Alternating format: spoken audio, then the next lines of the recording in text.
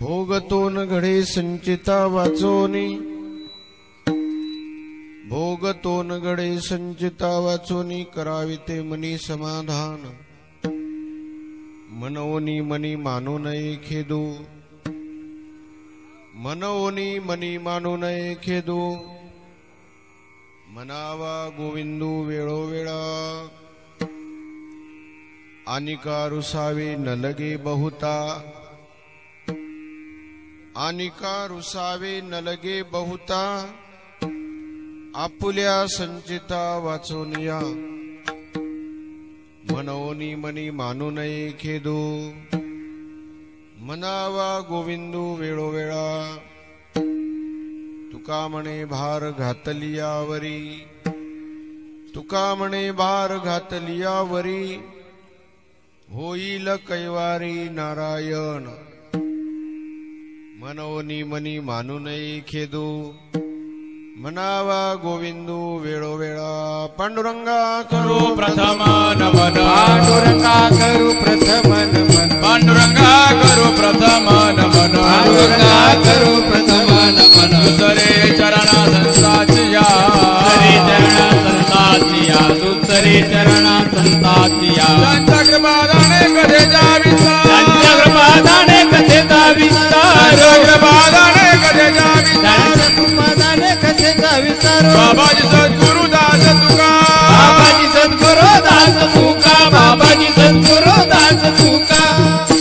नमो ज्ञानेश्वरा, नमो ज्ञानेश्वरा,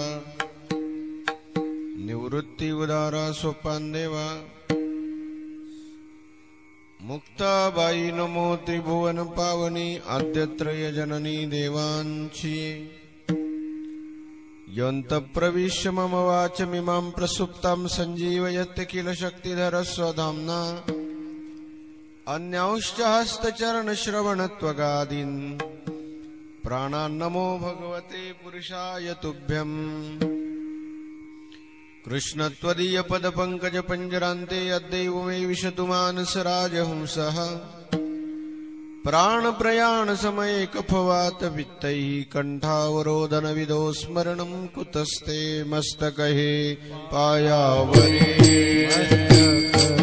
पायावरी, मस्तकहे पायावरे, मस्तकहे पायावरी, यावार करी संताचा, यावार करी संताचा, यावर करी संतांच्या, यावर करी संतांच्या, यावर करी संतांच्या, यावर करी संतांच्या, कहे पायावरी वार करी संताचा, वार करी संताचा, यावार करी संताचा, मस्तकहे पायावरी, वार करी संतांच्या, यावर करी संतांच्या, यावर करी संतांच्या.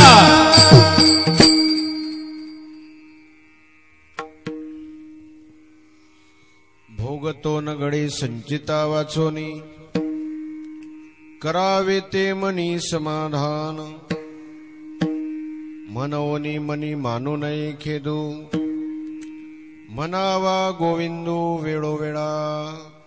प्रस्तुत प्राप्त स्थळी श्री भवरखेडे या गावामध्ये आजची ही कीर्तनाची सेवा दशक्रिया विधीच्या निमित्ताने माझ्या वाट्याला आलेली आहे. वैकुंठवासी गंगा भागीरथी रंभाबाई आनंदा पाटील यांच्या दशक्रिया विधीचा हा कार्यक्रम आहे. त्यांचे सुपुत्र श्रीयुत सुरेश आनंदा पाटील, सुकलाल आनंदा पाटील, राजेंद्र आनंदा पाटील आणि त्यांचे नातू श्रीयुत सतीश सुरेश पाटील आणि श्री हरिभक्त परायण सागर महाराज, सर्व शोकाकुल परिवार आईच्या आजीच्या दशक्रिया विधी निमित्ताने हा कीर्तनाचा कार्यक्रम या ठिकाणी सुनियोजित झालेला आहे. सेवेकरता जगद्गुरु विश्वसंत श्रीमंत श्री तुकाराम महाराजांचा उपदेशपर प्रकरणातील 4 चरणाचा अभंग घेतलेला आहे. या भंगामध्ये जगद्गुरु विश्वसंत श्रीमंत श्री तुकोबराय उपदेश करतायत. उपदेश करत असताना उपदेश हा जळाला उपयोगाचा नाही, उपदेश हा देवाला उपयोगाचा नाही, उपदेश हा ब्रह्माला करण्याचा संबंध नाही. उपदेश जर करायचा असेल तर तो जीवाला करावा लागतो.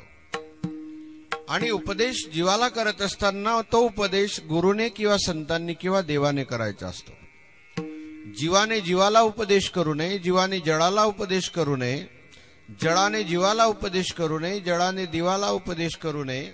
जळाचा उपदेश करण्याचा संबंधच नाही. पण जीवाने जळाला उपदेश करू नये, जीवाने देवाला उपदेश करू नये.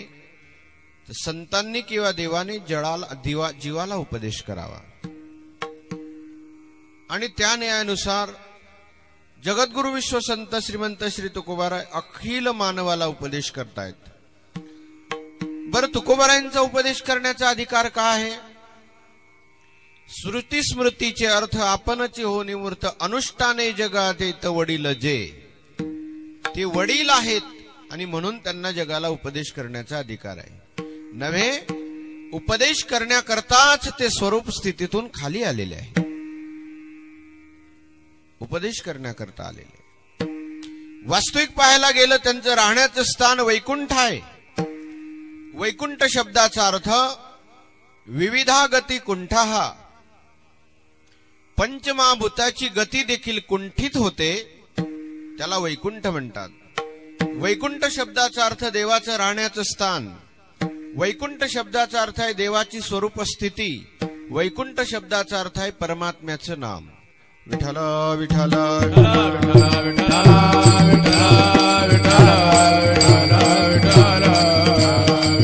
जगद्गुरु तुकोबाराय वैकुंठातून येण्याचं कारण सांगतात एका ठिकाणी. तुकोबाराय म्हणतात, वास्तविक पाहायला गेलं तर आमचं राहण्याचं स्थान वैकुंठ आहे. आम्ही वैकुंठवासी आलो याच कारणासी. आम्ही वैकुंठवासी आलो याच कारणासी. बोलिले जे ऋषी सात भावे भरताय, सात भावे भरताय. झाडू संतांचे मार्ग आडराणी भरले जग. झाडू संतांचे मार्ग आडराणी भरले जग. बोलिले जे ऋषी सात भावे भरताय, सात भावे भरताय. झाडू संतांचे मार्ग आडराणी भरले जग. संतांचे मार्ग आडराणी भरले जग. हा दशक्रिया विधीचा कार्यक्रम आहे. मृत्यू म्हटल्यानंतर मृत्यू हा अबाधित आहे नव्हे, मृत्यू हा अटळ आहे. तुकोबराय तर म्हणतात, अवतार जरी असला तरी त्याला जावंच लागतं. येथे नाही उरो आले अवतार. रती पामर जीव किती, रती पामर जीव किती. हे नाही उरो आले अवतार. येरते पामर जीव किती, येरते पामर जीव किती. येथे नाही उरो आले अवतार. येथे नाही उरो आले अवतार. येथे नाही उरो आले अवतार. येथे नाही उरो आले अवतार. येथे नाही उरो आले अवतार. रती पामर जीव किती, रती पामर जीव किती. इथे नाही उरो आले अवतार. येरते पामर जीव किती, येरते पामर जीव किती. नव्हे, मरण वेदांत्यानुसार धर्मशास्त्रानुसार मरण हे प्राकृतिक आहे. मरण हे प्राकृतिक आहे. आपण मरू नये असं वाटणं ही विकृती आहे. आणि मरणाला मारणं ही संस्कृती आहे. काही काही माणसाला असं वाटतं की आपण मरूच नाही. जातसी ध्रुव मृत्यू ध्रुवम जन्म मृतस्य च तस्माद परिहारेर्थे न त्वम शोचितुमरसी. ज्ञानोबा याच्यावर भाषांतर करतात. उपजे ते नासे नाशिले ते पुनरुपी दिसे हे घटिका यंत्र जैसे परिभ्रमेगा. जो जन्माला आलाय मृत्यू कोणालाय? ज्याला मरावं वाटत नसेल त्याने एक काम करावं, त्याने जन्माला येऊच नाही. एखाद्याला वाटतं की आपण मरूच नाही. सृष्टीच्या नियमानुसार मरण शब्दाचा अर्थ काय? देहामध्ये बदल होणं म्हणजे मरण. नवीन वस्त्र परिधान करताना माणसाला आनंद होतो. जुनं वस्त्र सोडताना दुःख होत नाही का? नवीन परिधान करण्याचा आनंद आहे, पण जुनं सोडण्याचं दुःख नाही. कारण लोकांना असं वाटतं ते बरी ब्याद गेली. जुनी पायातली चप्पल जर चोरी गेली तर माणसाला बरं वाटतं, कारण नवी भेटते तिथेच दुसऱ्याची काढलेली. जुनं गेलं तर आनंद वाटतं. मग जुनं शरीर जाताना आनंद का वाटत नाही? का वाटत नाही? याचं कारण नवीन वस्त्र परिधान करताना नवीन वस्त्र आपल्याला डोळ्याला दिसतंय. जुनं सोडताना त्यामुळे दुःख होत नाही, कारण नवीन डोळ्याला दिसतंय. पण जुनं शरीर सोडताना का दुःख होतं? कारण नवीन शरीर आपल्याला दिसत नाही म्हणून. ज्ञानोबराय म्हणतात, जैसे जीर्ण वस्त्र सांडिजे मग नूतन वेढीजे तैसे देहांतरा ते स्वीकारी दे चैतन्यनाथे. याचा अर्थ काय? देहामध्ये बदल म्हणजेच मृत्यू. या देहातून दुसऱ्या देहामध्ये जाणं युगपत. एखादा म्हणेल का एखादा मनुष्य मेल्यानंतर तो किती दिवसानंतर दुसऱ्या देहामध्ये जातो? तुमच्याकडे एक प्रश्न विचारतो मी तुम्हाला. बटन दाबल्यानंतर लाईट किती तासाने लागते? लूज कॉन्टॅक्ट जर असेल तर मग मला विचारू नका. बटन दाबल्यानंतर लाईट किती तासाने लागते? बटन दाबता बरोबर पूर्व दिशेची आरावडी येताची सूर्य दिवाळी. पूर्व दिशेला सूर्य उगवल्यानंतर किती दिवसानंतर प्रकाश पडतो? नाराज आहे का हो? पूर्व दिशेला सूर्य उगवल्यानंतर प्रकाश किती तासानंतर पडतो? नव्हे, सूर्याचे किरण येण्याचा नुसता अवकाश की लगेच अंधार गायब, प्रकाश आला. जसं हे युगपत घडतं तसं ज्या वेळेला मनुष्य या शरीराला सोडतो त्याच क्षणाला त्याला दुसरं शरीर प्राप्त होतं. तिथे शब्द वापरलाय धर्मशास्त्रकारांनी युगपत. युगपत शब्दाचा अर्थ तिथे क्षणच नाही, विलंबच नाही. तो कार्य कालच सांगता येणार नाही म्हणून युगपत शब्द वापरला. त्याचा कालच सांगता येत नाही. या देहाचा त्याग की दुसऱ्या देहाचा स्वीकार, त्याला युगपत म्हणताय. मग का हो? तो मनुष्य जर दुसऱ्या शरीरामध्ये गेला तर त्याच्याकरता इथे अन्नदान, दशक्रिया विधी, तेरवीचा कार्यक्रम, पित्र वगैरे करायची गरज काय? तो जर दुसऱ्या शरीरामध्ये गेला ना सज्जन हो, मनुष्य मेल्यानंतर त्याला एक शरीर मिळतं. त्या शरीराचं नाव आहे यातना शरीर. तसं देहाचे 3 प्रकार आहे. शरीरम त्रिविधम स्मृतम, स्थूलम सूक्ष्मम कारणंच शरीरम त्रिविधम स्मृतम. एक आहे स्थूल देह, एक आहे सूक्ष्म देह आणि एक आहे कारण देह. हे 3 देह आहे. हा वेदांताचा विषय काही इथे सांगत नाही, पण आता आमचे विद्वान महाराज लोक आहे म्हणून थोडासा शब्द बोलतो. एक आहे स्थूल देह, एक आहे सूक्ष्म देह आणि एक कारण देह. आणि एक चौथा जर पाडण्याचा विचार केला तर महाकारण देह. विठ्ठला विठ्ठला विठ्ठला विठ्ठला विठ्ठला विठ्ठला. पंचमहाभूताचा जो बनलेला आहे, पृथ्वी, आप, तेज, वायू आणि आकाश, पंचमहाभूताचं जे शरीर बनलेलं आहे त्याला स्थूल देह म्हणतात. त्यालाच अन्नमय कोश म्हणतात. त्यालाच अन्नमय, पंचदशीच्या भाषेमध्ये त्याला अन्नमय कोश म्हणतात. त्यालाच स्थूल देह म्हणतात. पंचमहाभूताचा बनलेला आहे. हा विषय का सांगतोय मी?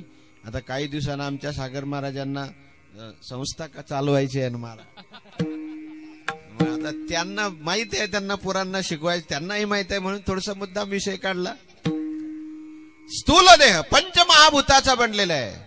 पिंड हा पाचाचा आणि लावसना, पाचाचा आणि लावसना, कापाचा निलावूसन पिंड हापाचा निलावूसन लागी त्याचा त्याचे देणे देणे लागे शेकी जाता देणे लागे पंचमाभूता पंचरचित अति अधम शरीरा क्षितिजल पावक गगन समीरा.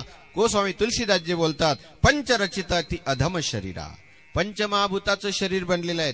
तेही पंचमहाभूताचं बनत असताना रजोगुण तमोगुण आणि सत्वगुण पुन्हा मिलित पंचमहाभूताच्या सत्वांशापासून अंतकरण बनलं. मिलित महाभूताच्या रजांशापासून इंद्रिय बनले, कर्मेंद्रिय बनले. पंच कर्मेंद्रिय, पंच ज्ञानेंद्रिय, पंच प्राण या सर्वांचं 19 तत्वाचं कुठे 19 तत्व सांगतात, कुठे 17 तत्व सांगतात. हे देह बनलेलं आहे. स्थूल शरीर पंचमहाभूताचं बनलेलं आहे. वास्तविक पाहायला गेलं तर स्थूल शरीर जिवंत होतं कधी हो?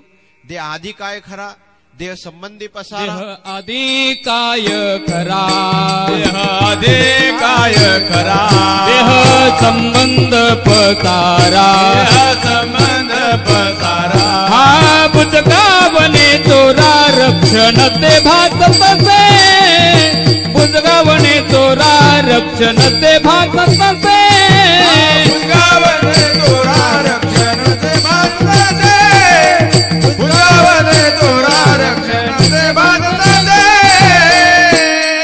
बुजगावणं शेतामध्ये ज्वारी राखण्याकरता जे केलेलं असतं त्याला बुजगावणं असं म्हणतात. देह अगोदर खरा नाही. मग देहच खरा नाही तर त्या देहाच्या संबंधाने असणारे मुलं बाळ पत्नी घर दार गुर ढोर हे खरे आहे गाव. जर देहच खरा नाही पण हे कीर्तनापुरतच खरं वाटतं. ने सकळ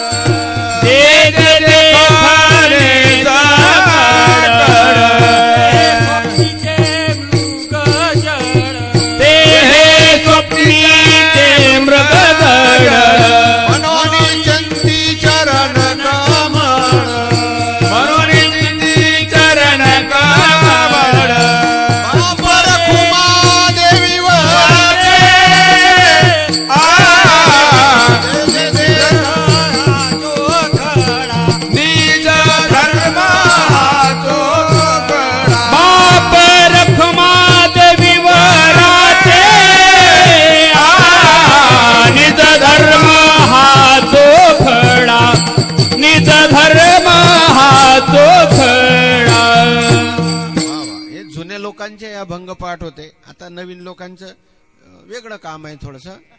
जुन्या लोकांचे अभंग पाठ होते. मला सांगा ज्ञानोबारायांचा असाच एक अभंग आहे. ज्ञानोबाराय म्हणतात बेगळाची बाहुली काही कामाची आहे का हो? काही कामाची आहे बेगळाची बाहुली?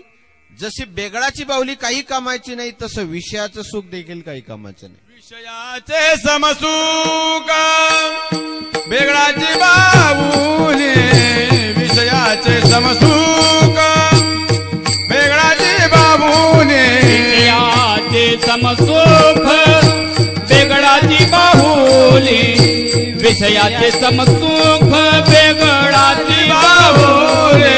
आभ्राचे सावोले जाईल रया, आभ्राचे सावोले जाईल रया, अभ्राची सावोली जाईल लया, अभ्राची सावोली जाईल लया. अगोदर देह खरा नाही, देह संबंधात असणारे पदार्थ खरे नाही, विषय खरे नाही. ज्याप्रमाणे बेगडाची बाहुली बनवली. एकाला लग्न करायची इच्छा झाली, इच्छा होते माणसाला. ज्यावेळेला दुसऱ्याचं लग्न पाहिलं की इच्छा होतेच. ते एक संन्यासी महात्मा मंदिरावर झोपलेला होता. आता तिथे बिचारा मारुती तो ब्रह्मचारी, पण लग्नाची सुरुवात तिथूनच होते, मारुतीपासूनच. एक संन्यासी मारुतीवर झोपलेला होता. आता मारुतीवर झोपलेला असताना तिथे एक लग्नाची वरात आली. ते लग्नाची वरात निघून गेली, नवरदेव निघून गेला. पण रात्री या संन्याशाला स्वप्न पडलं. स्वप्न पडल्यानंतर त्याचंही लग्न झालं. लग्न झालं, मोठ्या थाटामध्ये लग्न झालं. स्वप्नात आहे हा, एवढं लक्षात ठेवा. लग्न झालं मोठ्या थाटामध्ये. लग्न झाल्यानंतर पत्नी सुंदर मिळाली स्वप्नातली. एक मुलगा झाला. आता घरामध्ये एकच कॉट होता. बायको म्हणायला लागली कव्हा तर याला कुठे झोपवायचं म्हणे मध्ये टाक. मध्ये टाकला. काही दिवसानंतर असं झालं दुसराही मुलगा झाला. बायको म्हणायला लागली का हो काय करायचं म्हणे एक काम कर तू थोडीशी तिकडे सरक मी थोडासा इकडे सरकतो यालाही मध्ये टाक. तिसरंही झालं. आपल्याला काय कुठून आणणं आहे का? आणि त्याला काही निवडणूक मध्ये उभं राहणं नव्हतं की दोनच्या वर चालत नाही.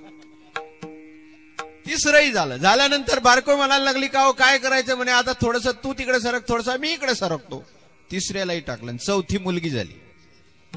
अजून थोडस बायकोला म्हणायला लागला तू तिकडे सरक मी इकडे सरकतो. सरक म्हणता बरोबर ओट्यावरून खाली पडला डायरेक्ट. कंबर मुडलं हो. त्याला दवाखान्यात न्यायला आपल्याला आता आपल्या जवळ वेळ नाही. आता मला सांगा स्वप्नातली बायको आणि स्वप्नातली बायको तर कंबर पोरं जर कंबर मोडतात तर जागृतीतले काय करत असेल बरं का सागर महाराज? स्वप्नातली बायको कंबर मोडते. एकाचं लग्न ठरलं. त्याला सांगितलं मुलगी पाहण्याकरता जा म्हणून. आता तो इतक्या ठिकाणी मुली पाहायला गेला पण त्याला मुलगीच पसंत पडत नव्हती. एके दिवशी मग त्याने सांगितलं जा कुठेतरी आता अजून जा एकदा. बापाने सांगितलं कुठेतरी जाऊन एखादी मुलगी पसंत करून आण. तो गेला बाजारामध्ये जळगावला. बाजारामध्ये गेला मुलगी पसंत आली. घरी आला बापाला सांगायला लागला बाबा मुलगी पसंत आली. बापाने विचारलं कुठे राहते म्हणे काही नाही त्या कापड दुकानाचं मार्केट आहे तिकडे राहते. आता बापाला असं वाटलं की कोणत्या दुकानदाराची मुलगी असेल. बापानं येऊ म्हटलं म्हणे बाबा चला मुलगी पाहायला. गेल्यानंतर भलं मोठं कापड दुकान. आता बापाला वाटलं कापड दुकानदाराची मुलगी असेल. तिथे गेल्यानंतर त्या दुकानात ज्यावेळेला प्रवेश केला बापाने विचारलं का रे ते दुकानदाराला बोलवू का त्याला विचारू का? नाही म्हणे बाबा हीच मुलगी आहे. नेमका असं होतं तो पुतळा ठेवलेला होता त्याला साडी घातलेली. तोच पसंत आला त्याला. बाबा हीच मुलगी हिच्याशीच लग्न मला करायचं. आता बापाने विचार केला याचं वरचा मधला रिकामा आहे. काही विलाद नव्हता. शेवटी त्या दुकानदाराला सांगितलं म्हणे भाऊ साहेब या मूर्तीची काय किंमत आहे म्हणे 500 रुपये द्या आणा. ते घेतली घरी आणली. मला सांगा आता घरी आणल्यानंतर त्याला जर चहाची तलप लागली ती चहा करून देईल का? जेवायला लागलं तर ती जेवण करून देईल का? ज्ञानोबाराय म्हणतात विषयाचे समसुख बेगडाची बाहुली आभ्राची सावली जाईल रया. जसं हे आहे तसा हा प्रपंच फक्त पाण्याचा आहे. जे जे देखणे सखळ ते स्वप्नीचे मृगजळ. याच्यामध्ये आनंद नाही. संसारात दुःख नाही असं नाही. संसार म्हणजेच दुःख आहे. मूड चहुकणेंगड संसार दुःख मूड चहुकणेंगड. विश्रांती नाही कोठे रात्रंदिवस तळमळ. विश्रांती नाही कोठे रात्रंदिवस तळमळ. काम क्रोध लोभ शून्य पाठी लागले ओढाड. काम क्रोध लोभ शून्य पाठी लागले ओढाड. कवणामी शरण जाऊ दृष्टी देईल निर्मळ. कवणामी शरण जाऊ दृष्टी देईल निर्मळ. कवणामी शरण जाऊ दृष्टी देईल निर्मळ. कवणामी शरण जाऊ दृष्टी देईल निर्मळ. धर्म जागो सदैवाचा ते पापर उपकारी. अंधड्या दृष्टी देता त्याचे नाव मी उच्चारी. धर्म जागो सदैवाचा ते पापर उपकारी. अंधड्या दृष्टी देता त्याचे नाव मी उच्चारी. भागवतामध्ये इतकं गोड चिंतन आलंय. असार खलु संसारे दुःख रूपी विमोहका. सुतक कस्य धनम कस्य स्नेहवान जलते निशम. अशा या संसारामध्ये माणसाला जे सुखदुःखात्मक भोग भोगावे लागतात त्याचं एकमेव जर कारण कोणतं असेल तर कर्म आहे. शरीर म्हटल्यानंतर 3 गोष्टी आहे. कर्म त्याच्या पाठीमागे लागलेलं आहे. ज्ञानाची गरज आहे आणि भक्ती हा त्याचा स्वभाव आहे. शरीर कोणाचंही असू द्या. मनुष्य मात्र म्हटल्यानंतर ज्ञानाची त्याला गरज आहे, कर्माची आगतिकता आहे, ज्ञानाची गरज आहे आणि भक्ती करणं हा त्याचा स्वभाव आहे. एखाद्या वेळेला एखादा भक्ती देवाची करेल, एखाद्या वेळेला एखादा भक्त देवीची करेल, पण भक्ती करत नाही असा व्यक्तीच नाहीये. भक्ती शब्दाचा अर्थ काय? सेवा करणं. भज सेवा या महाधातू आहे त्यामध्ये. भक्ती सेवा शब्दाचा अर्थ काय? त्याचं भजन करणं, त्याचं चिंतन करणं, त्याला शरण जाणं, याला भक्ती असं म्हणतात. मग काही जळाला शरण जातात, काही देवाला शरण जातात, काही जीवाला शरण जातात वगैरे असू द्या. भक्ती करणं हा स्वभाव आहे माणसाचा.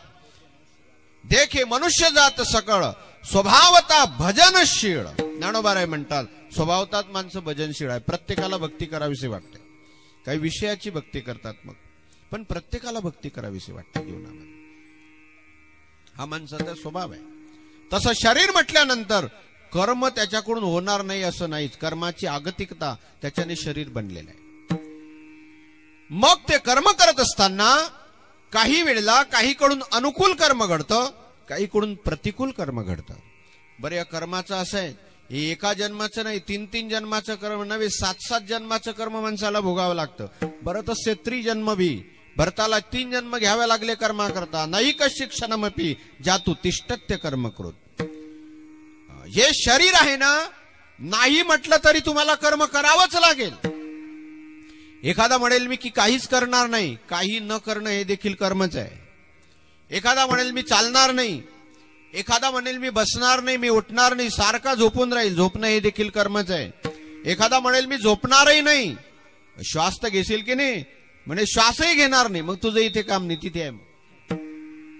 श्वास घेणं हे देखील कर्मच आहे. कर्म नाही शरीर आणि कर्म नाही त्याला प्रेत म्हणा.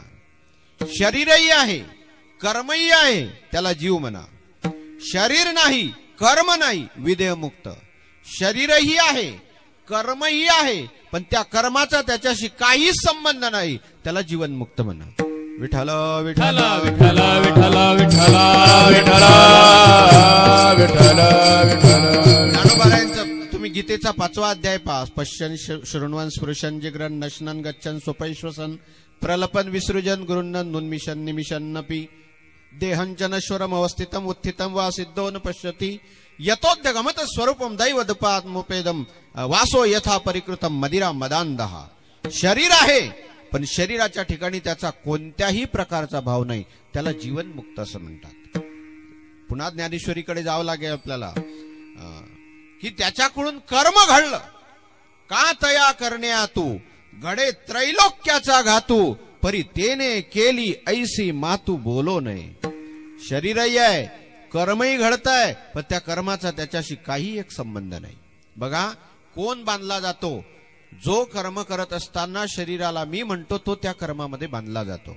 ज्याचा शरीराविषयीचा मीपणाचा भाव संपलेला आहे, मग त्याने कोणतेही कर्म करू द्या, तो त्या कर्मामध्ये बांधला जात नाही. जोपर्यंत शरीराविषयी मीपणाचा भाव आहे तोपर्यंत आपण त्या कर्मामध्ये बांधलेच जाऊ. मग कोणतेही कर्म करू द्या. या बोटाने केलेले कर्म याच बोटाला भोगावं लागेल, या बोटाने केलेलं कर्म याच बोटाला भोगावं लागेल. बघा, एखाद्या वेळेला एखाद्याचा ऍक्सिडेंट होतो. ऍक्सिडेंट झाल्यानंतर गाडी पडते उजव्या हाताला, पण उजव्या हाताला गाडी पडते आणि त्याचा मोडतो डावा हात. याचं कारण काय? या हाताने कर्म केलेलं आहे त्याच हाताला भोगावं लागेल. डोळ्याने कर्म केलेलं आहे ते डोळ्यालाच भोगावं लागेल. पायाने कर्म केलेलं आहे ते पायालाच भोगावं लागेल. तोंडाने कर्म केलेलं आहे ते वाणीलाच भोगावं लागेल. का?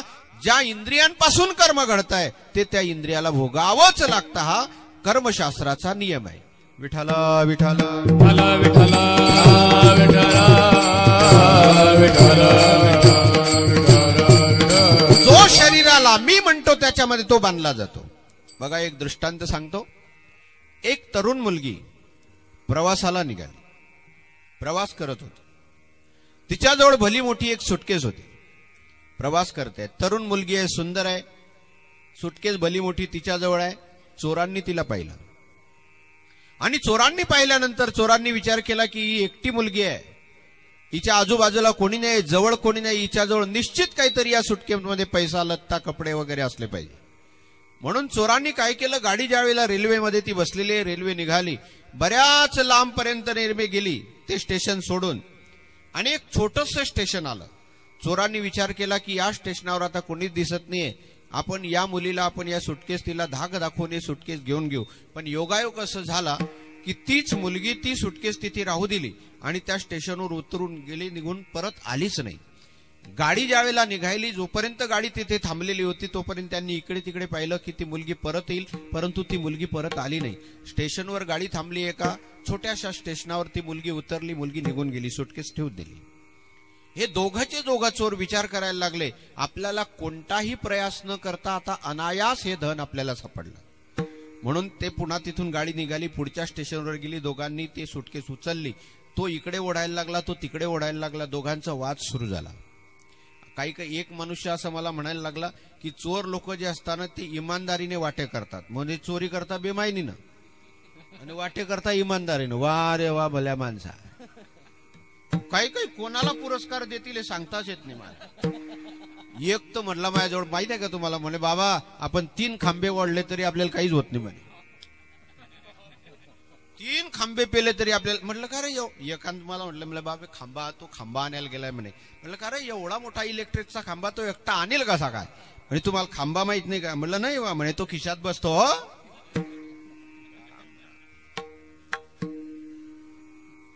राम अवतार में दूध मिला, कृष्ण अवतार में घी, कलयुग में दारू मिली, जरा सोच समझ कर पी. काय करवा, काही समजत नाही. या दारूने जगाला नासवलं सर.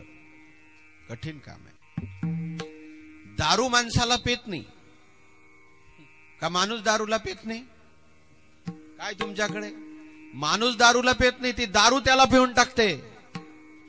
एकदा तर काल्याचं कीर्तन होतं माझं, कीर्तनाला चाललो, फेटा वगैरे बांधलेला होता आणि एक आलं समोरून, असं त्याला खूप चढलेली होती.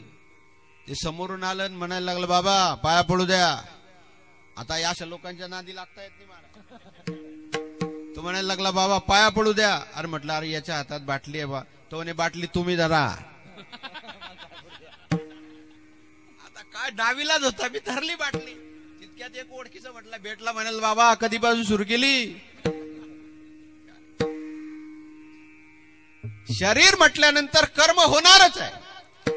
त्या दोघांनी चोरांनी काय केलं, ते सुटकेस ओढायला सुरुवात केली एकमेकाने. तो म्हणायला लागला, मी पाहिली आहे. तो म्हणायला लागला, तू पाहिली आहे पण मी उचलली आहे. दोघांचा वाद सुरू झाला. आरपीएफचा तो पोलीस तिथे आला. तो म्हणायला लागला, अरे काय झालं? म्हणे, काय नाही साहेब, ही सुटकेस माझी आहे. तो म्हणायला लागला, नाही साहेब, ही सुटकेस माझी आहे. दोघांनाही ऑफिसमध्ये नेलं आरपीएफने.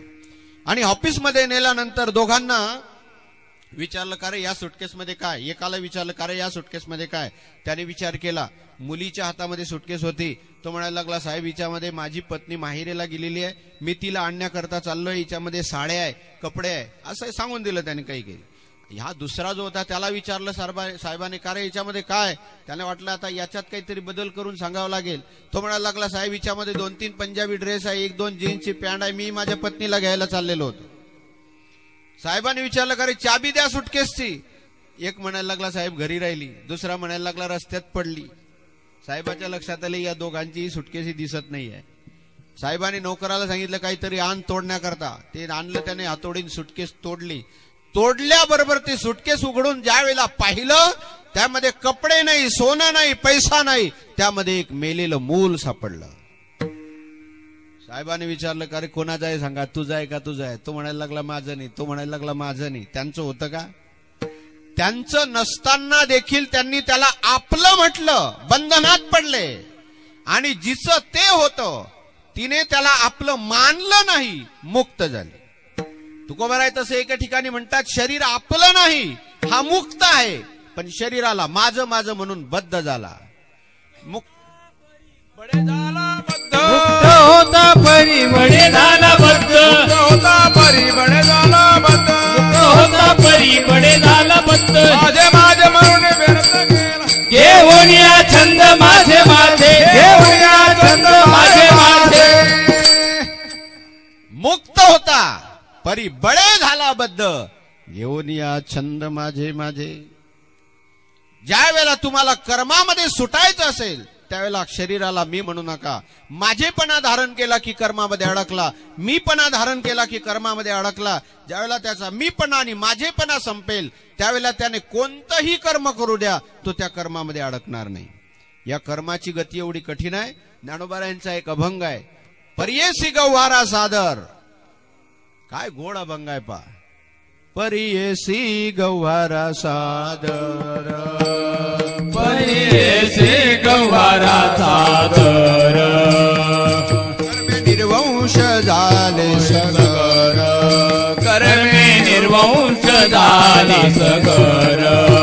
दिल्ले बिंदिले शारंदर, दिल्ले बिंदिले शारंदर. झाला पुरंदर सहस्र नयन, मन्मथ झाला सगर. कर्मे मन्मथ झाला सगर.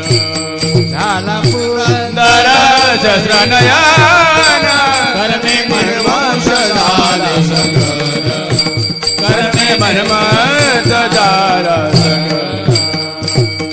कर्माची गती ज्ञानोबाराय वर्णन करतात. कर्मे निर्वंश झाले सगर. पहा, काही कर्माचं फल माणसाला कालांतराने मिळतं. मुद्दा महत्वाचा आहे का. काही कर्माचं फळ कालांतराने मिळतं, काही कर्माचं फल त्वरित मिळतं आणि काही कर्माचं फल जन्मांतराने मिळतं. 3 मुद्दे आहे.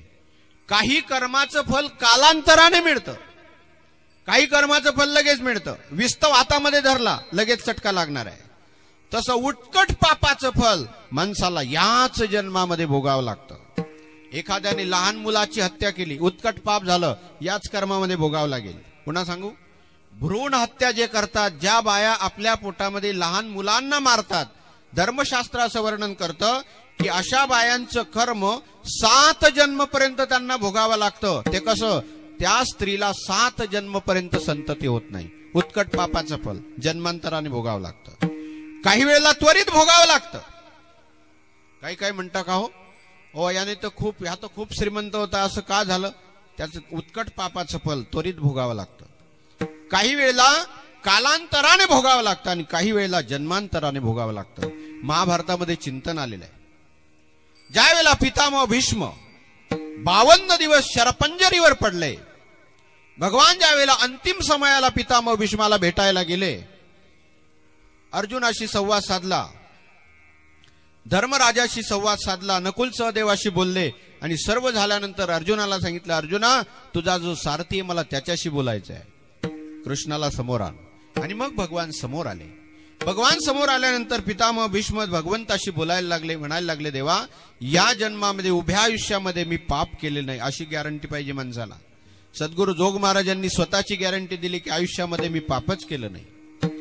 ज्या वेळेला कुशावर्तावर गेले जोग महाराज, वैकुंठवासी स्वानंद सुखनिवासी सद्गुरू जोग महाराज ज्या वेळेला कुशावर्तावर गेले आणि कुशावर्तावर गेले असताना नियम आहे तिथला की ब्राह्मण संकल्प सोडायला लावतात. स्नान करण्याकरता जोग महाराजांनी पाण्यामध्ये बुडी मारली, वर आले, हातामध्ये पाणी घेतलं, सूर्याला अर्घ्य अर्पण करताना ब्राह्मण जवळ आले आणि म्हणायला लागले, महाराज म्हणा, पापोहम पाप कर्माहम पापात्मा पाप संभवा. मी माझ्या जीवनामध्ये आयुष्यामध्ये जर काही पाप केलं असेल तर हे गंगा माता माझ्या पापाचं क्षालन कर. जोग महाराजांना संकल्प सोडायला सांगितला. त्यावेळेला जोग महाराज म्हणतात, कुणाला सांगताय तुम्ही पापाचं क्षालन करण्याकरता संकल्प सोडायला. अहो मी माझ्या आयुष्यामध्ये कधी पापच केलं नाही ही स्वतःबद्दल गॅरंटी आहे.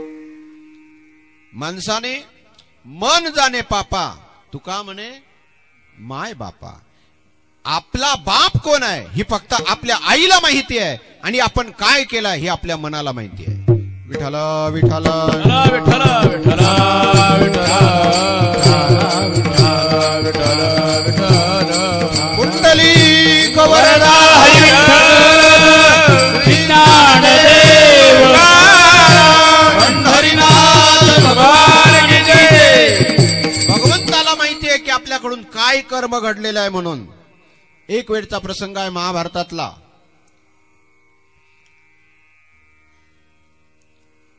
द्रौपदी आपल्या महालावर उभी बसलेली होती आणि द्रौपदी महालावर बसली असताना कर्ण खालून चाललेला होता.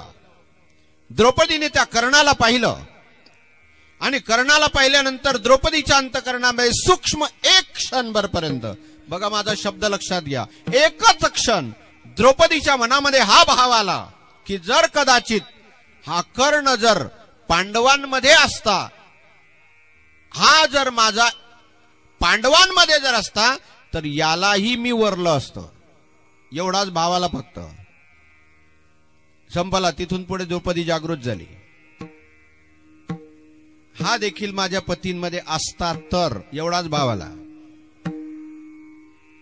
एक वेळेला वनामध्ये गेलेले होते. वनामध्ये गेले असताना मुद्दाम भगवंत म्हणायला लागले, अरे धर्मराजा, भीमा, नकुल, सहदेव, अर्जुन, अरे मला भूक लागली, जरा काही खाण्याकरता असलं तर पहा जरा. द्रौपदी देखील सोबत होती. त्याला भीम म्हणायला लागले, देवा काही काळजी करू नका, मी घेऊन येतो. भीम ज्यावेळेला शोधायला लागला, देवाला काय नाही करतायत, देवाने कुठे एक फळही ठेवलं नाही कुठे जंगलामध्ये, फक्त एक जांभळाचं झाड, त्या जांभळाच्या झाडाला एकच जांभळाचं झाड आणि त्या एकाच जांभळाच्या झाडाला एकच जांभूळ लागलेलं, बोला मोठं जांभूळ. भीमाने ते जांभूळ तोडलं. एकच जांभूळ होतं आणि ते जांभूळ आणलं.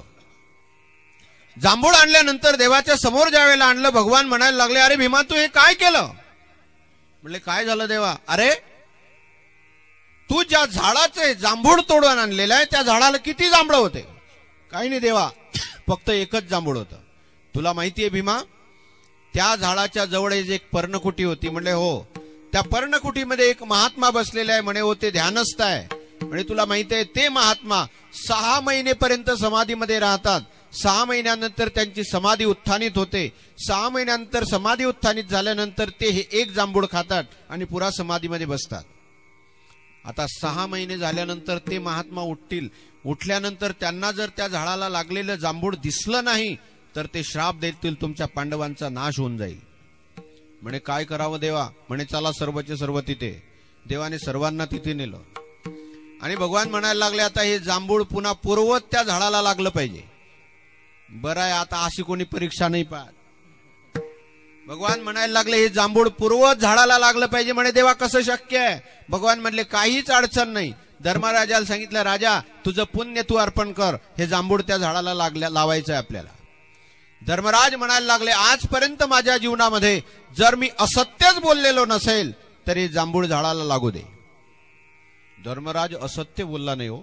एवढंच सांगू तुम्हाला, धर्मराजाने आपला मृत्यू देखील सांगून दिला.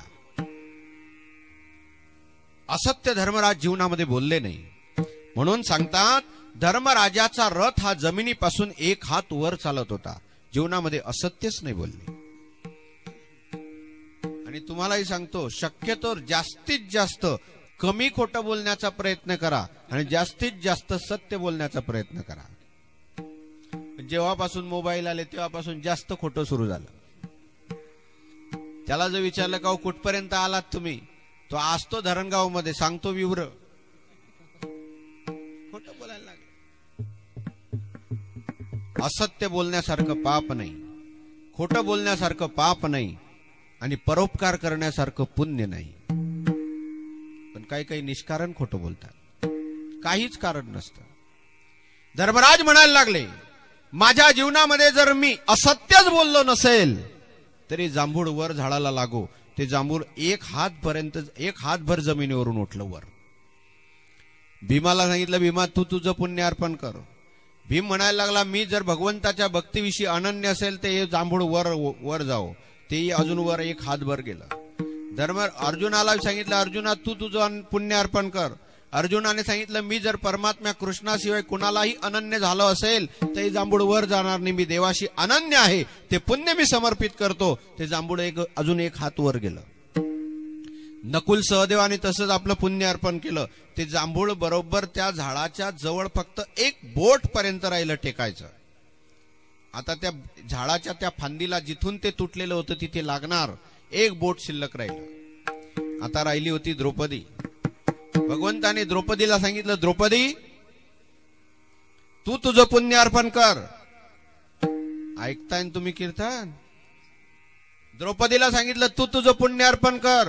द्रौपदी म्हणायला लागली, देवा माझ्या जीवनामध्ये 5 पती व्यतिरिक्त जर कोणताही पुरुष माझ्या मनामध्ये कधी आलाच नसेल तर हे जांभूळ वर लागू दे. असं म्हणता बरोबर एकच बोट राहिलेलं होतं, डायरेक्ट जमिनीवर खाली पड. आता हे 5चे 5 तर गारच झाले बा. ते म्हणायला लागले, राम राम राम राम. द्रौपदी आताच जर असताना माणूस तर त्याने रूमनच काढला असत. ते विवेकी होते.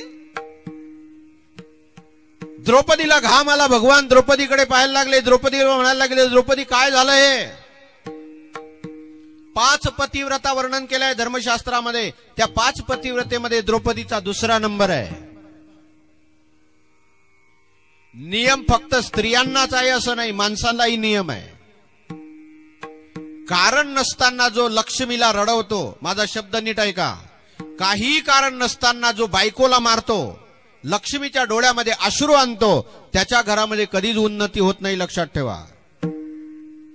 कारण नसताना धर्मपत्नीच्या डोळ्यात अश्रू यायला नको आहे. महाभारताचं उदाहरण सांगेल तुम्हाला.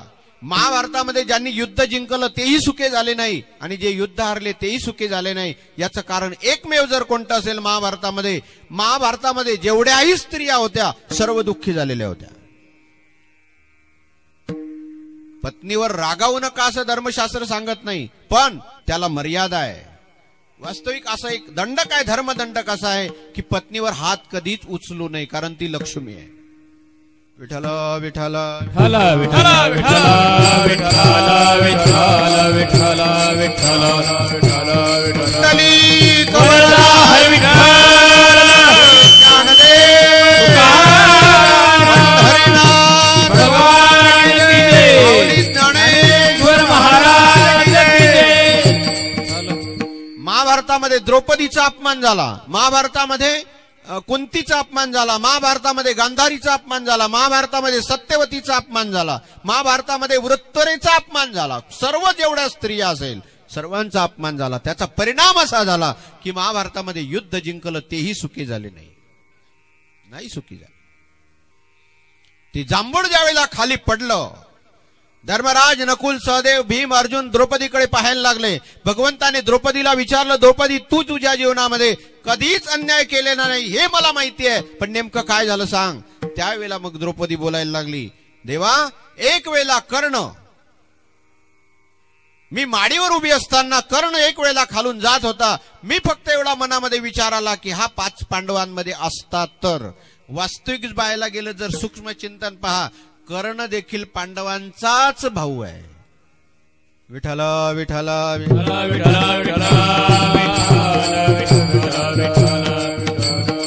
कर्मशास्त्र एवढं सूक्ष्म आहे, त्याच्यामध्ये गाजर बरीकडे मुळा बरीकडे चालत नाही, एक अजिबात चालत नाही कर्मशास्त्रामध्ये. बघा, यज्ञ करत असताना एक कपडा असतो, त्या कपड्याचं नाव आहे दशापवित कपडा.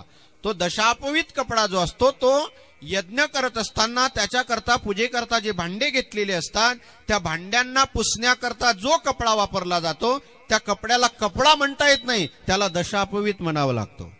विठ्ठल विठ्ठल विठ्ठल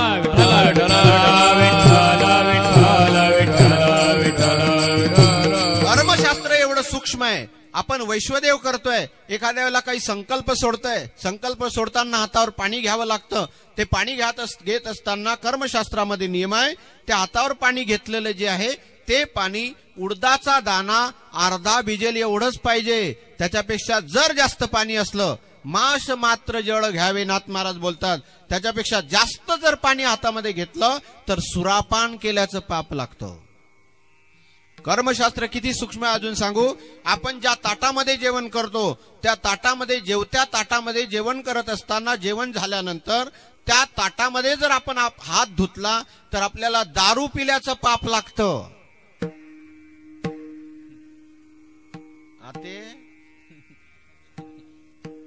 तुम्ही म्हणाल मग काय करायचं, काय म्हणजे काय करायचं त्याच्याकरता सांगू. जर आपण त्या ताटामध्ये हात धुतला तर ते ताटातलं पाणी तसंच पिऊन घ्यावं लागतं, मग दोष लागत नाही. नाहीतर मग जर प्यायचं नसेल तर दुसऱ्या भांड्यात हात धुवा. विठ्ठल विठ्ठल विठ्ठल विठ्ठल विठ्ठल विठ्ठल विठ्ठल कुंडली वरदा हरी विठ्ठल ज्ञानदेव तुकाराम हरिनाम भगवान की जय ज्ञानेश्वर महाराज की जय पितामह भीष्म देवाला बोलायला लागले, देवा माझ्या जीवनामध्ये मी कधीच पाप केलेलं नाहीये, तरी 52 दिवसापासून मी आज शरपंजरेवर पडलेलो आहे. याचं कारण काय? काही कर्माचं फल आपल्याला जन्मांतराने भोगावं लागतो. त्याच्याकरता उदाहरण सांगतोय. जन्मांतराने भोगावं लागतो, पण चुकत नाही. सांगू, एखाद्याने एखाद्याला सहज जरी शिवी दिली तरी ते कर्मामध्ये जमा झाली, ते तुम्हाला फल भोगावं लागेल. ऋण, वैर आणि हत्या हे कधीच माणसाला चुकत नाही. एखाद्याचं ऋण घेतलं, ते ऋण फेडल्याशिवाय ते चुकत नाही. तुम्ही म्हणाल मग का हो, एखाद्याकडून मी 100 रुपये घेतलेले आहे, ते 100 रुपये मी दिले नाही, या जन्मात दिले नाही, पुढच्या जन्मामध्ये चक्रवाढ व्याजाने तुला ते भोगावं लागेल. जर समजा एखादा म्हणेल का हो, मी पंढरपूरची वारी केली, मी ऋण घेतलेलं आहे, वारी केल्यानंतर ते पापातून मी मुक्त होईल, नाही होणार. पंढरपूरच्या वारीने ऋण फिटत नाही. वृंदावनला गेला, ऋण फिटणार नाही. मग ऋण फिटेल केव्हा? ज्या वेळेला ज्याच्याकडून आपण ते ऋण घेतलेलं आहे तो व्यक्ती जर आपल्याला क्षमा करेल आणि तो म्हणेल की हे ऋणातून मी तुला मुक्त केलं, तेव्हाच त्या ऋणातून मुक्त होता येतो. किंवा ते ऋण परत द्यावं लागतं, तेव्हाच त्या ऋणातून मुक्त होता येतं. ऋण, वैर आणि हत्या या 3 गोष्टी सुटत नाही. कोणाचंही असू द्या, नाही सुटत. आमचे गुरुवरेत निकम बाबा म्हणायचे, अरे बाबा, एक वेळेला घडला काय असा प्रसंग, निकम बाबाने एका विद्यार्थ्याकडून 25 पैसे घेतले. किती? ऐकतायत ना तुम्ही? डोकी करण्याकरता 25 पैसे घेतले. कमी पडत होते. 8 दिवस झाले. 8 दिवस झाल्यानंतर निकम बाबाने ते 25 पैसे खिशामध्ये घेतले आणि 3 किलोमीटर त्या विद्यार्थ्याच्या खोलीवर गेले आणि खोलीवर जाऊन त्याला म्हणायला लागले, बाबा हे 25 पैसे तुझे. तो म्हणायला लागला, बाबा अहो 25 पैसा करता तुम्ही एवढ्या लांब आलात. त्यावेळेला निकम बाबाचं वाक्य आहे. निकम बाबा म्हणायला लागले, अरे बाबा, हे 25 पैसे जर आता देण्याकरता एवढ्या लांब मी आलो नसतो तर पुढच्या जन्मामध्ये किती लांब यावं लागलं असतं मला. ऋण, वैर, हत्या सुखत नाही सज्जनो. पितामह भीष्म म्हणायला लागले, या जन्मामध्ये मी पापच केलं नाही, 52 दिवसापासून मी शरपंजरेवर पडलेलो आहे. याचं कारण काय? त्यावेळेला भगवंताने पितामहाला सांगितलं, महाराज तुम्ही या जन्मामध्ये पाप केलं नाही, पण या जन्मामध्ये पाप पाहिलं. एखाद्या ठिकाणी जर अन्याय घडत असला तर माणसाने त्या अन्यायापासून सोडण्याची ताकद जर आपल्यात असेल तर त्यापासून त्या व्यक्तीला सोडवा. अन्याय घडतोय ना, अन्याय पाहू नका, अन्याय बोलू नका, अन्याय करू नका. एक महात्मा एका गावाला आले आणि महात्म्याने सांगितलं, कोणाकडून जर कोणतं काही घडलेलं असलं त्याला मी उपाय सांगतो, त्याला त्याचा दोष क्षालनार्थ मी उपाय सांगतो. लोक त्यांना सांगायला लागले, महाराज माझ्याकडून ही चूक झाली आहे. महात्म्याने म्हणायचं, जा पंढरपूरला, एवढं दान धर्म कर, तू या कर्मापासून सुटशील. एकाने म्हटलं, महाराज माझ्याकडून काय झालंय, चुकून एखाद्याच्या शेतातले वांगे चोरले गेले, त्याला सांगितलं, जा एवढं दान कर, तू त्या पापापासून मुक्त होतील. एक मनुष्य आला महात्म्याजवळ, म्हणायला लागला, बाबा माझ्या जीवनामध्ये मी 70 खून केले आहे. महात्मा म्हणायला लागले, एक काम कर, घोड्यावर बस, तीर्थयात्रा फिर. तीर्थयात्रा फिरत असताना एक झेंडा घे, तो झेंडा पांढऱ्या रंगाचा घे. तो झेंडा आपला काळ्या रंगाचा झेंडा घे. तो काळ्या रंगाचा झेंडा ज्या तीर्थावर गेल्यानंतर तो सफेद झाला की समजून जायचं तुझं पाप गेलं. तो घोड्यावर बसला, बलवान मनुष्य होता. आता त्याचा स्वभाव आहे, स्वभाव कधीच माणसाचा सुटत नाही. आता वास्तविक पाहिलं, तीर्थयात्रेला चालला ना, तिथे फलशाचं काही काम होतं का? स्वभाव होता त्याचा. फलशा घेतला त्याने सोबत, घेतला त्याने फलशा सोबत. मी पहिल्यांदा 95-96 मध्ये महाराष्ट्र दर्शनला गेलो. एकाने मला जबरदस्ती नेलं. 96-97चा काल आहे. एक म्हातारा होता, त्या टायमाला त्याचं 75 वर्षाचं वय होतं. आता ते गोव्याला जावं लागतं महाराष्ट्र दर्शनच्या वेळेला. मग आता गोव्याला तीर्थयात्रेला गेला तू, मग तिथून काहीतरी घेणं, काजू घे, बदाम घे. त्याने बाटल्या आणल्या होती तिथून. 70 वर्षाचं म्हातारं. म्हटलं, का हो मामा तुम्ही? मग तिथे स्वस्त भेटतं म्हणून तर मी यात्रेला आलो म्हणे. स्वभाव असतो. आता काय करावं. याने फलशा घेतला, फलशा, आणि फलशा घेऊन यात्रा करायला निघाला. गंगेला गेला, हरिद्वारला गेला. द्वारकेला गेला, कुरुक्षेत्राला गेला, सर्व ठिकाणी फिरला, पण त्याचा घोळ आपला तो झेंडा जो होता ना तो काही पांढरा होतच नव्हता. त्याने विचार केला किती पाप आहे माझं की हा झेंडा तर काही पांढरा होत नाही काळ्याचा. तिकडून परत येत होता, नाराज झालेला होता. परत येता येता जंगलचा रस्ता, आणि जंगलच्या रस्त्यामध्ये झाला असं त्याला अबलेचा आवाज आला, एका मुलीचा ओरडण्याचा आवाज आला. तो घोड्यावरून उतरला, इकडे तिकडे पाहायला लागला तर एक भाऊ बहीण त्या जंगलामधून जात असताना 10 डाकू लोकांनी तिच्या भावाला बांधून टाकलं झाडाला, आणि तिच्या भावाला झाडाला बांधून त्या मुलीच्या अंगावरचे दागिने ओढत होते, तिला मारत होते. ती म्हणत होती कोणीतरी वाचवा, कोणीतरी वाचवा. याचा स्वभाव जागृत झाला. याने विचार केला की हिला वाचवलं पाहिजे, पण विचार केला अगोदरच 70चं पाप आहे आपल्या मागे, अजून काय करावं.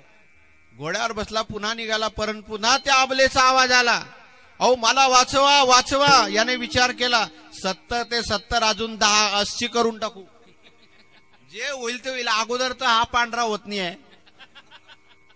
म्हणून गेला, त्याने फलशा काढला, 10च्या 10 डाकू लोकांना मारून टाकलं आणि त्या मुलीला सोडवलं.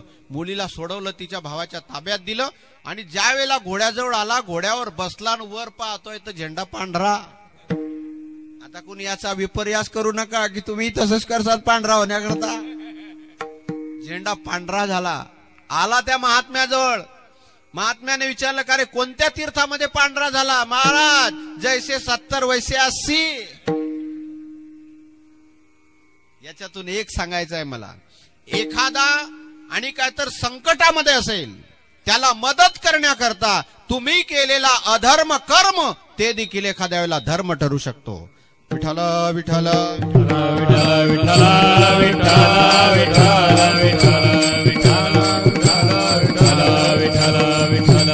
भीष्माचार्य म्हणायला लागले माझ्या जन्मात पापच केलं नाही. भगवान म्हणायला लागले तू पाप केलं नाही पण पाप पाहिलंय. काय पाप पाहिलंय? ज्या वेळेला द्रौपदीचं वस्त्रहरण होतं त्यावेळेला तू उघड्या डोळ्यांनी ते उदाहरण पाहिलं, ती घटना पाहिली. तुझ्यामध्ये ताकद होती, तुमच्यामध्ये. त्यावेळेला तुम्ही दुर्योधनाची मान धरू शकत होतात, पण तुम्ही ते केलं नाही, पाप पाहिलं.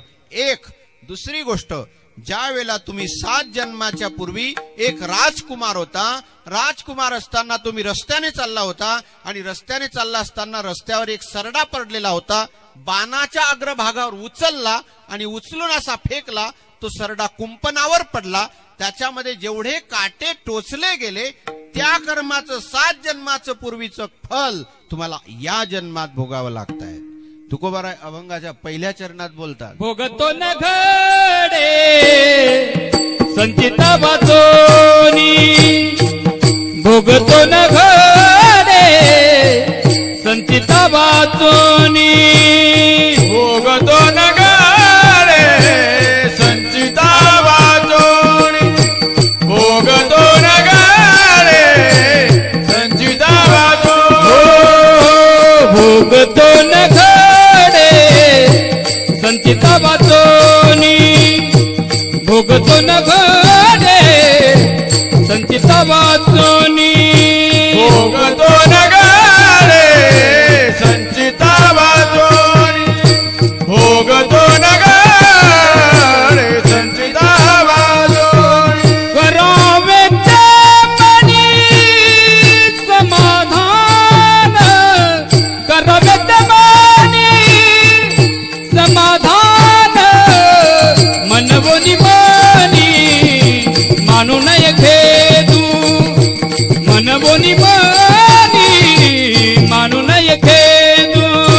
करावे ते मनी समाधान, करावे ते मनी समाधान, मनवोनी मनी मानू नये खेदू, मनवोनी मनी मानू नये खेदू.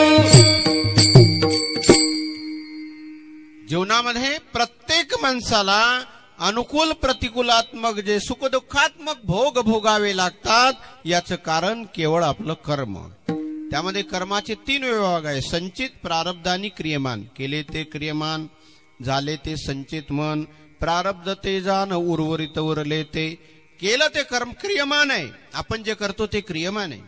केल्यानंतर जे साठवलं जातं ते संचितामध्ये ते संचित आहे आणि त्या संचितातला काही भाग आपण वर्तमानामध्ये जो भोगतोय करतोय भोगतोय ते प्रारब्ध आहे. या प्रारब्ध कर्माचा भाग कुणालाही चुकत नाही. फक्त नाथ महाराज एके ठिकाणी म्हणतात हरी कृपे त्याचा नाश झाला, हरी कृपे त्याचा नाश झाला, हरी कृपे त्याचा नाश झाला.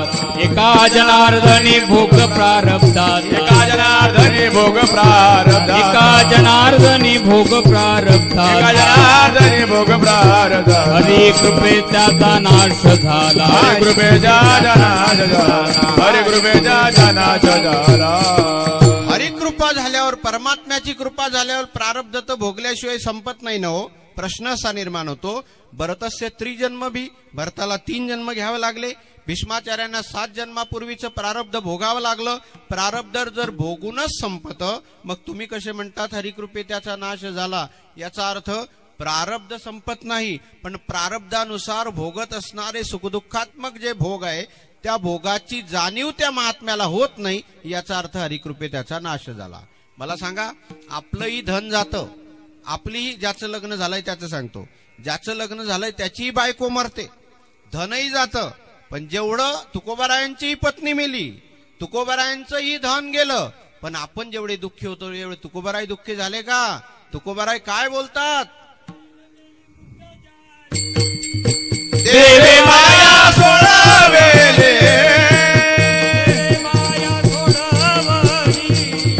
देवे माया सोडावेले, बाईल मेले मुक्त झाले, देवे माया सोडवेले, देवे माया सोडवेले, देवे माया सोडवेले. पत्नी ज्याचं लग्न झालं एखाद्याचं पत्नी त्याचीही मरते त्यावेळेला तो रडत बसतो. पण तुकोबराय म्हणतात बाईल मेली मुक्त झाली, देवे माया सोडविली. आपलंही धन जातं, बँका पतसंस्था बंद पडतात, पण त्यावेळेला आपण किती रडत बसतो. बघा तुमच्याकडचं तर मला माहिती नाही पण जळगावच्या तिकडे भुसावळ तालुक्यामध्ये बऱ्याचशा पतसंस्था बंद पडल्या. लोककल्याण बंद पडली, तापी बंद, काय ते तापी पतपेढी बंद पडली, जय श्रीराम बंद पडली, सर्व देवाचेच नाव दिलेले, श्री विठ्ठल बंद पडली, सर्व बंद पडल्या. हो अहो या पतसंस्था बंद पडल्या तर तो सामान्य माणसाचं जाऊ द्या, एक महाराज अटॅक येऊन मेले हो, नाव नाही सांगत बिचारायचं, मेले. आता 3.5 लाख रुपये त्याच्यामध्ये अडकलेले होते, गेले गेले तेही गेले. पण तुकोबारायांचा विचार पहा, तुकोबारायांचं ज्या वेळेला दिवाळं निघालं त्यावेळेला तुकोबाराय म्हणतात बरं झालं, बरे झाले देवा निघाले दिवाडे, बरे झाले देवा निघाले दिवाडे, बरे या दुष्काळे पीडा गेली, बरे या दुष्काळे पीडा गेली. बरे झाले देवा निघाले दिवाळे, बरे झाले देवा निघाले दिवाळे, बरे दुष्काळे पीडा केली, बरे दुष्काळे पीडा केली. तुकोबारायांच्या या अवस्थेकडे पाहावं आणि या अवस्थेकडे पाहून भोगतो न घडे संचिता वाचोनी, करावे ते मनी समाधान. एकच आपल्या हातात, समाधानी राहावं. मग काय करायचं समाधान करून?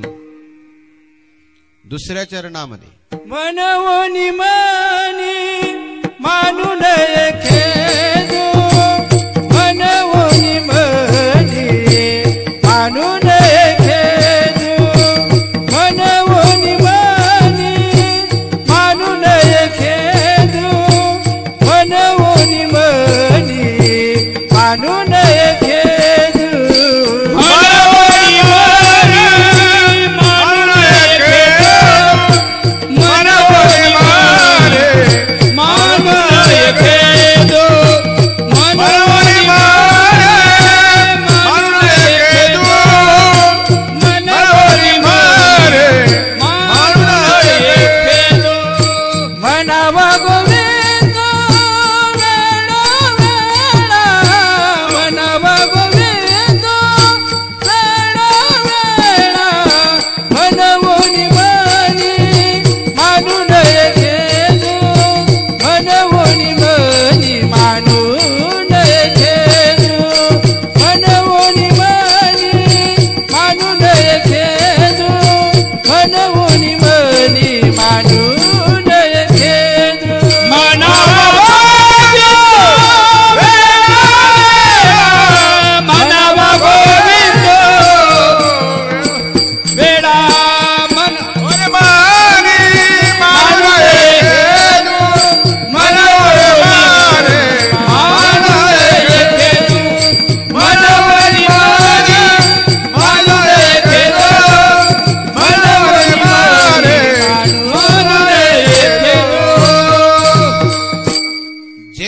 होणार आहे ते जर प्रारब्धानुसारच होणार आहे.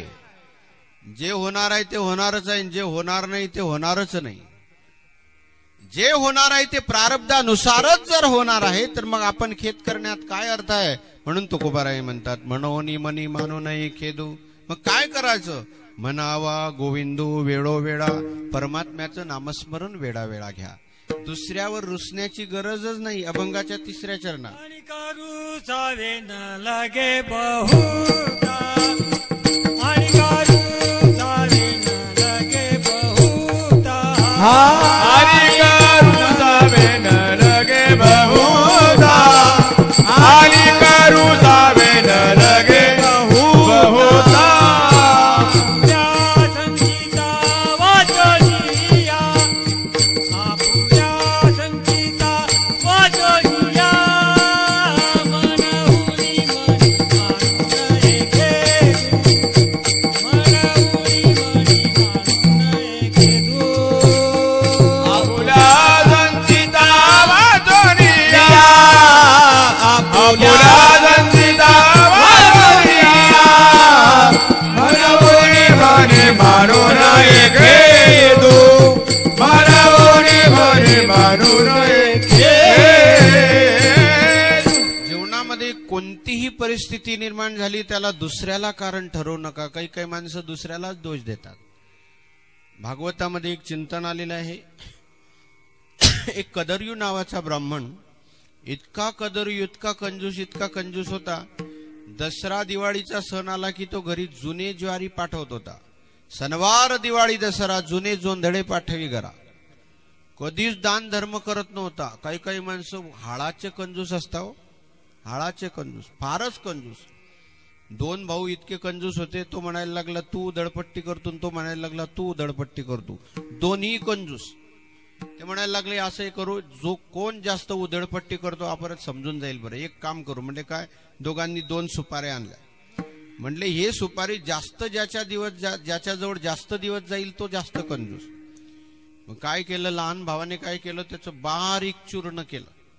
आणि बारीक चूर्ण करून नियम असा ठरला की रोज जेवण झाल्यानंतर सुपारी खायची. नियम असा ठरला. त्याने काय केलं, बारीक सुपारी केली आणि फक्त जेवण झाल्यानंतर असं जिभेला बोट लावायचं आणि त्याच्यात बोट घालायचं आणि ते खायचं.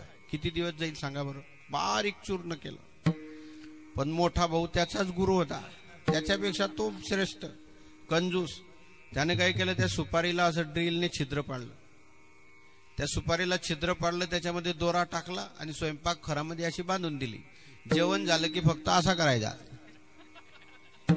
किती दिवस जाईल सांगा बरं आता. एवढे काही काही हाळाचे कंजूस असतात, अति कंजूस. एकाचं नवीन नवीन लग्न झालं. लग्न झाल्यानंतर आता चांगली अनुकूल सुंदर बायको मिळाली बिचारायला. एकुलती एकच असते. चांगली बायको मिळाली. दोघांचाही संसार एकदम चांगला आनंदाने चालू झाला. बघा पहिलं वर्ष असं असतं ना की नवरा बायकोचं एकमेकावर इतकं प्रेम की लोकांना त्यांच्याकडे पाहून हेवा वाटतो. काय लक्ष्मी नारायणाचा जोडा आहे, काय लक्ष्मी नारायणाचा जोडा आहे. दुसऱ्या वर्षी लक्ष्मी जाते, नारायणही जातो, जोडा जातात राहतो. तोही नारायणाच्या नाही लक्ष्मीच्या जोडा जातात राहतो. कठीण काम आहे हो, लग्न मोठं कठीण आहे बा. आता आम्हाला काय माहित, पण आपण अनुभव पाहतो. आम्हाला बी काय माहित आहे, ते ऐकावं नसतं. नेमकं काय झालं बा की ते एकदम सुंदर बायको भेटली त्याला, अनुकूल बायको. पण इतका कंजूस की जेवण झाल्याबरोबर दिवा विजवायला लावायचा बायको. विजाव देवा, तेल जास्त जळेल. दिवाही जाळू देत नव्हता. पाहुणे जर आल्याने चहा जर केली ना तर चहा पत्ती ती फेकत नव्हता. ती पत्ती काढायची आणि पुन्हाच कपड्यामध्ये ठेवायची. दुसरे पाहुणे आले की त्यांना पुन्हा तेच चहा पत्ती. इतका कंजूस. एके दिवशी त्याला दुसऱ्या गावाला जायचं होतं बाहेर गावला. घेतली पिशवीन गेला. 4 किलोमीटर चालून गेला. 4 किलोमीटर चालून गेल्यानंतर त्याच्या लक्षात आलं की आपण बायकोला दिवा विजवायचं सांगणं विसरलो. म्हणून तो 4 किलोमीटरहून परत पायदळ चालत आला. घरात आला, दरवाजा वाजवला. दरवाजा वाजवल्यावर बायकोने दरवाजा उघडला. म्हणे का हो काय झालं, काही विसरले का? म्हणे अगं एक विसरलो. म्हणे काय? मी 4 किलोमीटर गेलो होतो, 4 किलोमीटरहून परत आलो, तुला सांगणं विसरलो की दिवा विझवून टाक म्हणून. ती म्हणायला लागली मी तुमची बायको आहे, आता 6 महिने झाले तुमच्या बरोबर नांदते आहे. अहो तुम्ही दरवाजाच्या बाहेर पाय टाकता बरोबर दिवा विझवला मी. तो म्हणायला लागला वा अशी बायको सर्वांना देव. ती म्हणायला लागली का हो तुम्ही एवढं दिवा विझवण्याकरता 4 किलोमीटर गेले, 4 किलोमीटर पुन्हा परत आले मला सांगण्याकरता, पण जेवढे 8 किलोमीटरवर चालत आलत गेले आणि आले 8 किलोमीटर झालं तुमचं, तुमच्या पायातला जोडा किती घासला असेल हो? तो म्हणायला लागला मी का तसा आहे, पाय बगलमध्ये मारून आणलाय. एवढा कंजूस. तसा हा कदरी इतका कंजूस होता. सणवार दिवाळी दसरा जुने जोंधळे पाठवे घरा नव्हे, घरचा भात वेचेल काही, या लागी वैश्वदेव करणे नाही, तेथ अतिथी आले काही, कोणे समयी कोण पूजी. तो वैश्वदेव करत नव्हता, वसुदेव फिरवत नव्हता, पाणी फिरवत नव्हता. त्याला विचारलं का रे पाणी का फिरवत नाही? तो म्हणायला लागला पाणी जर फिरवलं ना हाताला लागलेले भाताची शीत जमिनीवर पडतात आणि ते भाताचे शीत जमिनीवर पडले की ते मुंगळ्या खातील, म्हणून मी वैश्वदेव करत नाही. इतका कंजूस. याच्या पुढे नाथ महाराजांनी वर्णन केलंय, मातेचे स्तनपान सेविले तेच क्षीर रसनाचा केले, पुढे दूधची वर्जिले व्रत धरिले धन लोभे. आईचं जेवढं दूध पिलेलं होतं ना तेवढंच दूध पिला, पुन्हा कधी दूधच पिला आणि तो 72. इतका कंजूस. नेमकं असं झालं, दुष्काळ पडला, चोरांनी त्याच्या घरामध्ये डाका टाकला आणि चोरांनी डाका टाकल्यानंतर सर्व धन चोर लुटून गेले. दुष्काळामध्ये अन्न नाही, अन्न करायला लागला. परिणाम असा झाला की त्याला वैराग्य प्राप्त झालं आणि वैराग्य प्राप्त झाल्यानंतर तो जंगलामध्ये निघून गेला, वनामध्ये. पण वनामध्ये काही वर्ष राहिल्यानंतर त्याला विचार आला की आपण आपल्या गावामध्ये जावं, म्हणून तो पुन्हा त्या गावामध्ये आला. गावामध्ये ज्यावेळेला आला त्यावेळेला लोकांनी पाहिलं आणि लोक म्हणायला लागले हाच तो कदरियो आहे, हाच तो कंजूस आहे, मारा याला दगड. लोक दगड मारायला लागले, कुणी त्याला काठ्या मारायला लागले. नाथ महाराजांनी भागवतात इतकं गोड चिंतन केलंय. कुणी त्याच्या अंगावर विष्टा टाकायला लागले, कुणी त्याच्या अंगावर शेण टाकायला लागलं, कुणी त्याच्या अंगावर मुतायला लागले, पण तरी देखील तो काहीच बोलत नाहीये. नाथ महाराजांनी त्याच्या वैराग्याचं वर्णन केलंय.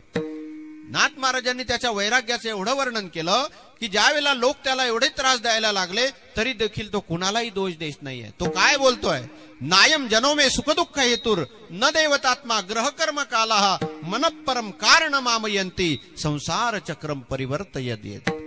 अनिका रुसावे न लगे बहुता आपुल्या संचिता वाचून या. का हो मग जीवनामध्ये जर एखाद्याने काही आपल्याबद्दल कर्म केलं तरी त्याच्याबद्दल रुसायचं नाही. एखाद्या वेळेला आपत्ती आली मग काय करायचं, कुणाच्या भरोशा राहायचं? तुकोबाराय अभंगाच्या शेवटच्या चरणात सांगता, तुम्ही फक्त देवावर ओझं टाकून द्या की तो करणारा सर्व नारायण आहे. तुका म्हणे भार घातली यावरी, तुका म्हणे भार घातली यावरी, तुका म्हणे बार घातली यावरी, तुका म्हणे बार घातली यावरी, तुका म्हणे भार घातली यावरी, तुका म्हणे भार घातली यावरी, तुका म्हणे बार घातली यावरी, तुका म्हणे बार घातली यावरी.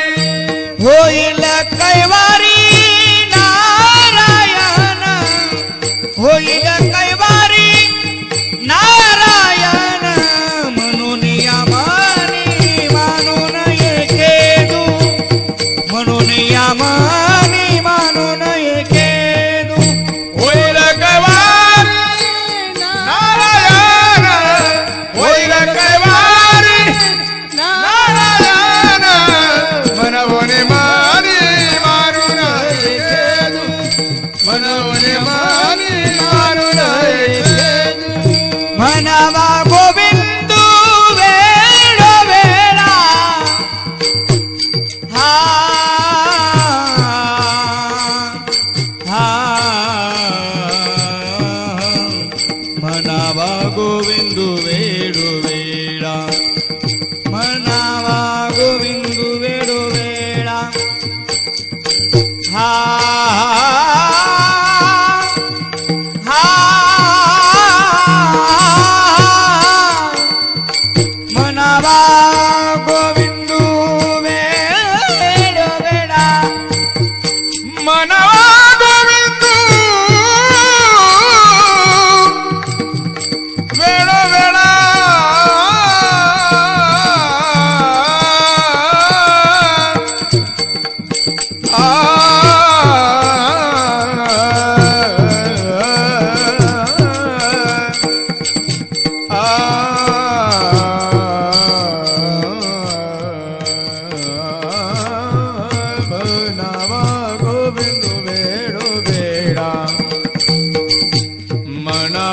गोविंद मनावा गोविंद वेडो वेडा वेडो वेडा मनावा गोविंद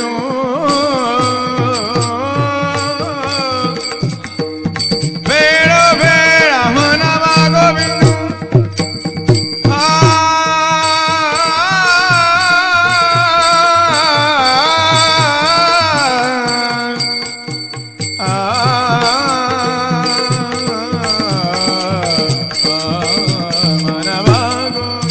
मनावा गोविंद वेड वेडा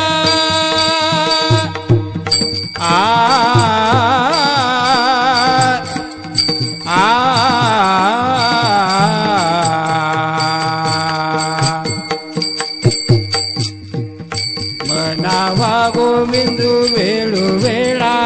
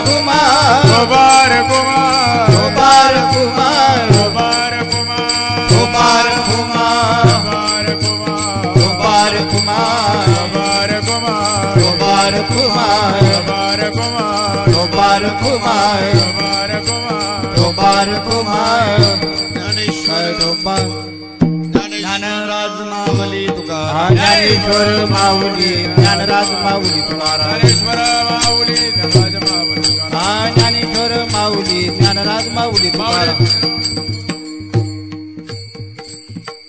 तुकामणी भार घातलियावरी होईल कैवारी नारायण. आपण ओझत्या परमात्म्याच्या नावावर आणि काय तर परमात्म्यावर सुपूर्द करा. परमात्मा सर्व भार वाहतो, नाहीतरी तोच वाहतो, फक्त आपण विनाकारण अहंता धारण करतो. वास्तविक पाहायला गेलं तर चाले हे शरीर कोणाची असत्य कोण बोलविते हरिविन. म्या बोलविल्या वेद बोले, म्या चालविल्या सूर्य चाले, म्या हलविल्या प्राणू हाले, जो जगाते चाडिता मियाची नेमिला साता काळू ग्रास तेसे भूता ये म्हणिया गते पंडू सुता सकळे जयांचे. परमात्मा सर्व करणार आहे, आपण फक्त निमित्ताला आहे. त्या परमात्म्यावर सर्व प्रपंचाचा परमार्थाचा ओझ भार घालून टाका, होईल कैवारी नारायण. झालेली सेवा परमात्म्याच्या चरणारविंदी समर्पित करतो. बोलायला खूप त्रास होत होता, परंतु देवानी सेवा करून घेतली. 2 तास भगवंताच्या चरणी सेवा समर्पित करतो. ज्यांच्या प्रित्यर्थ हा कार्यक्रम या ठिकाणी सुसंपन्न होत आहे, त्या वैकुंठवासी श्री गंगाबाई पाटील यांना भगवान आपल्या स्वरूपामध्ये जागा देव. रंभाबाई पाटील यांना भगवान आपल्या स्वरूपामध्ये जागा देव ही ईश्वर चरणी प्रार्थना करतो आणि सेवेला पूर्णविराम देतो. विठ्ठल जय जय विठ्ठल, जय विठ्ठल जय जय विठ्ठल. आ बोलिले पुरे वाकुळे उत्तरे भोगतोन घडे संचिता वाचोनी, भोगतोन गडे संचिता वाचोनी, करावी ते मनी समाधान. मनोनी मनी मानू नये खेदू, मनोनी मनी मानू नये खेदू. मनावा गोविंदू वेळोवेळा, आनिका रुसावे न लगे बहुता, आनिका रुसावे न लगे बहुता, आपुल्या संचिता वाचोनिया, मनोनी मनी मानू नये खेदू, मनावा गोविंदू वेळोवेळा, तुका म्हणे भार घातलियावरी, तुका म्हणे भार घातलियावरी, होईल कैवारी नारायण, मनोनी मनी मानू नये खेदू, मनावा गोविंदू वेळोवेळा, पांडुरंगा करू प्रथम नमन, पांडुरंगा करू प्रथम नमन, पांडुरंगा करू प्रथम नमन, पांडुरंगा करू प्रथम नमन, दुसरे चरणा संताचिया, दुसरे चरणा संताचिया, दुसरे चरणा संताचिया, त्यांच्या कृपादाने कधे जाविता, त्यांच्या कृपादाने कसे दाविस्तार, कृपादाने कधे जाविता, त्यांच्या कृपादाने कथेचा विस्तार, बाबाजी सद्गुरु दास तुका, बाबाजी सद्गुरु दास तुका, बाबाजी सद्गुरु दास तुका. नमो ज्ञानेश्वरा, नमो ज्ञानेश्वरा, निवृत्ती उदारा सोपान देवा, मुक्ताबाई नमो त्रिभुवन पावनी, आद्यत्रय जननी देवांची, यंत प्रविश्य मम वाचमिमां प्रसुप्तां संजीवयत्य किल शक्तिधर स्वधाम्ना, अन्यांश्च हस्तचरणश्रवणत्वगादीन् प्राणान्नमो भगवते पुरुषाय तुभ्यम्. कृष्णत्वदीय पद पंकज पंजरान्ते अद्यैव मे विशतु मानसराजहंसः, प्राण प्रयाण समये कफवात वित्तैः कंठावरोधन विदो स्मरणं कुतस्ते, मस्तकहे पायावरे, पायावरी, मस्तकहे पायावरे, मस्तकहे पायावरी, यावार करी संताचा, यावार करी संताचा, यावर करी संतांच्या, यावर करी संतांच्या, यावर करी संतांच्या, यावर करी संतांच्या, मस्तकहे पायावरी, वार करी संताचा, वार करी संताचा, यावार करी संताचा, मस्तकहे पायावरी, वार करी संतांच्या, वार करी संतांच्या, वार करी संतांच्या.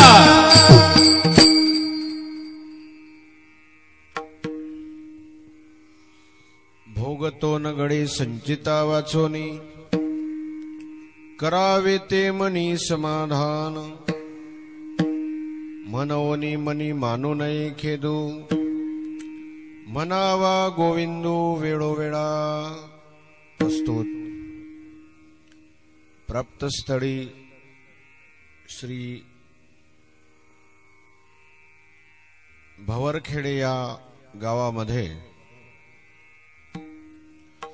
आजची ही कीर्तनाची सेवा दशक्रिया विधीच्या निमित्ताने माझ्या वाट्याला आलेली आहे. वैकुंठवासी गंगा भागीरथी रंभाबाई आनंदा पाटील यांच्या दशक्रिया विधीचा हा कार्यक्रम आहे. त्यांचे सुपुत्र श्रीयुत सुरेश आनंदा पाटील, सुकलाल आनंदा पाटील, राजेंद्र आनंदा पाटील आणि त्यांचे नातू श्रीयुत सतीश सुरेश पाटील आणि श्री हरिभक्त परायण सागर महाराज, सर्व शोकाकुल परिवार आईच्या आजीच्या दशक्रिया विधी निमित्ताने हा कीर्तनाचा कार्यक्रम या ठिकाणी सुनियोजित झालेला आहे. सेवेकरता जगद्गुरु विश्वसंत श्रीमंत श्री तुकाराम महाराजांचा उपदेशपर प्रकरणातील 4 चरणाचा भंग घेतलेला आहे. या भंगामध्ये जगद्गुरु विश्वसंत श्रीमंत श्री तुकोबराय उपदेश करतायत. उपदेश करत असताना उपदेश हा जळाला उपयोगाचा नाही, उपदेश हा देवाला उपयोगाचा नाही, उपदेश हा ब्रह्माला करण्याचा संबंध नाही. उपदेश जर करायचा असेल तर तो जीवाला करावा लागतो. आणि उपदेश जीवाला करत असताना तो उपदेश गुरुने किंवा संतांनी किंवा देवाने करायचा असतो. जीवाने जीवाला उपदेश करू नये, जीवाने जळाला उपदेश करू नये, जळाने जीवाला उपदेश करू नये, जळाने दिवाला उपदेश करू नये. जळाचा उपदेश करण्याचा संबंधच नाही. पण जीवाने जळाला उपदेश करू नये, जीवाने देवाला उपदेश करू नये. तर संतांनी किंवा देवाने जीवाला उपदेश करावा. आणि त्या न्यायानुसार जगद्गुरु विश्वसंत श्रीमंत श्री तुकोबाराय अखिल मानवाला उपदेश करतायत. बरं, तुकोबारायांचा उपदेश करण्याचा अधिकार का आहे? श्रुती स्मृतीचे अर्थ आपणची होणी मूर्त अनुष्ठाने जगात येत वडील जे. ते वडील आहेत आणि म्हणून त्यांना जगाला उपदेश करण्याचा अधिकार आहे. नव्हे, उपदेश करण्याकरताच ते स्वरूप स्थितीतून खाली आलेले आहे. उपदेश करण्याकरता आलेले. वास्तविक पाहायला गेलं त्यांचं राहण्याचं स्थान वैकुंठ आहे. वैकुंठ शब्दाचा अर्थ विविधा गती कुंठा. पंचमहाभूताची गती देखील कुंठित होते, त्याला वैकुंठ म्हणतात. वैकुंठ शब्दाचा अर्थ देवाचं राहण्याचं स्थान. वैकुंठ शब्दाचा अर्थ आहे देवाची स्वरूप स्थिती. वैकुंठ शब्दाचा अर्थ आहे परमात्म्याचं नाम. विठ्ठल विठ्ठल